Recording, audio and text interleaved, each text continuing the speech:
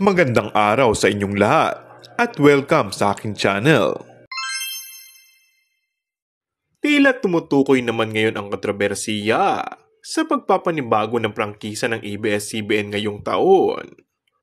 Isa sa inaabangan ngayon ay kung ano ang magiging kapalaran ng prangkisa ng ABS-CBN.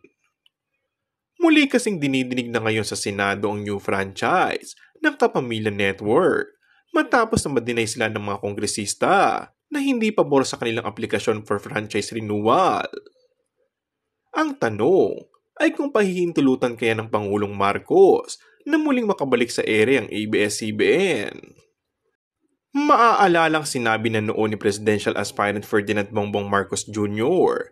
na ipapaubaya niya sa Kongreso ang pagpapasya sa prangkisa ng ABS-CBN.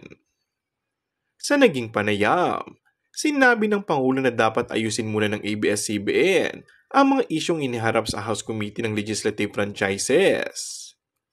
Yung franchise ng ABS, nakita ko ang naging proseso doon sa House of Representatives. Ang naging problema kung bakit hindi natuloy ang extension ng prangkisa ay dahil may mga nakitang problema. Kapag naayos umano ang lahat, ay walang magiging problema at mabilisan na makakabalik ang ABS-CBN sa ere. And that's all for our today's video. Kung bago ka lang sa aking channel ay mag-subscribe at pindutin na rin ang notification bell. Maraming salamat!